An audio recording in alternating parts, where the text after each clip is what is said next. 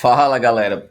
Voltando para mais uma questão da lista de exercícios, né, de expressões aritméticas. Dessa vez a gente vai fazer o cálculo do perímetro de raio R, né? Esse é o nome da questão. Ela tem um enunciado e aqui ela traz alguns elementos interessantes e novos, né, para a gente poder trabalhar aqui.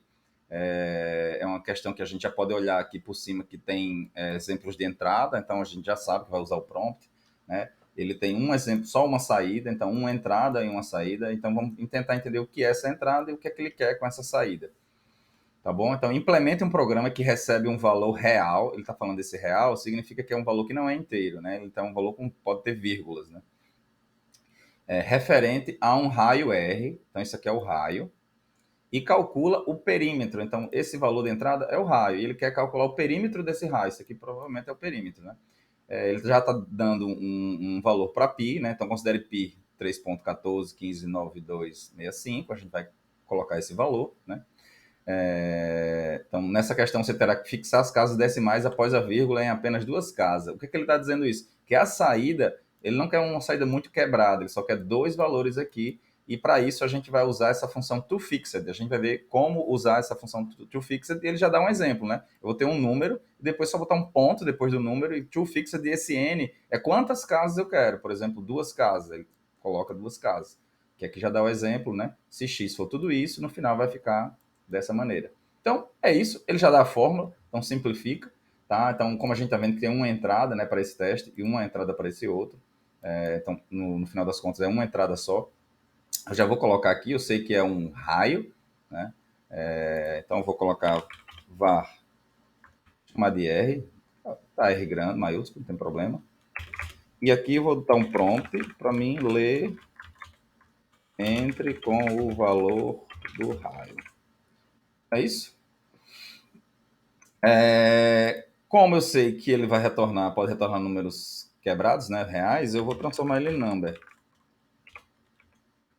Uma outra possibilidade é não usar o number, eu poderia usar também uma outra função que é o parse float, que nesse caso vai servir da mesma jeito. Eu gosto do number porque ele serve tanto para inteiros quanto para números ponto flutuantes, né, números reais, tá bom?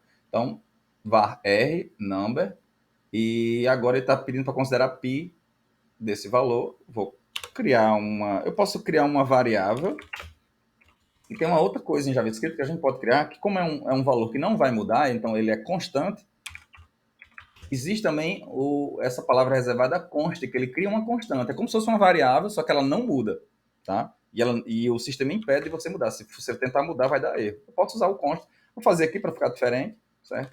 Então, const p. Se você fizer com variável, vai dar certo também, tá bom? Mas como é um contexto onde realmente esse valor não vai ser alterado, então o ideal é você usar o const. 14, 15, 92, 65. Ok. Os pontos e vírgula eu sempre volto porque é mais uma boa prática, tá bom? O JavaScript ele não precisa, ele aceita sem os comandos sem ter o ponto e vírgula no final. O que mais? Tá, então agora a gente tem que fazer o cálculo, né, do perímetro, não é isso que ele quer? Então, essa variável P vai ser quem? Duas vezes o π, que eu já tenho declarado aqui. Esse π vai ser aqui, vezes o R, que ele leu lá em cima. Se eu der um alerta nesse P, vamos ver o que é que vai sair. Provavelmente vai dar um erro, né? Mas é bom a gente ver os erros, né? Que pode acontecer com vocês e a gente tentar resolver. Então, note que a resposta está mais ou menos certa, né? Só está faltando eu corrigir as casas decimais, né? Que ele só quer duas. Então, para fazer isso, aí eu vou recorrer ao toFixed, que eu coloco no final do número. Essa variável P, que representa o número final, eu boto um ponto, toFixed. Ela é uma função, eu escolho quantas casas decimais. Se eu quisesse 3, colocava 3, né? Aqui ia ter 3 casas, mas eu não quero 3, eu quero 2. Então, vamos corrigir. 2.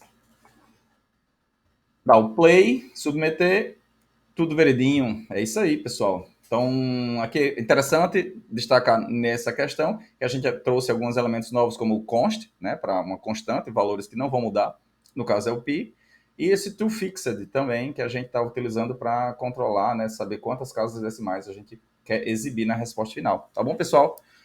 Se gostaram, deixem um like. Se tiverem dúvidas, coloquem aí as suas dúvidas. E se fizeram diferente, também coloca o código, tá bom? Valeu, pessoal. Fui!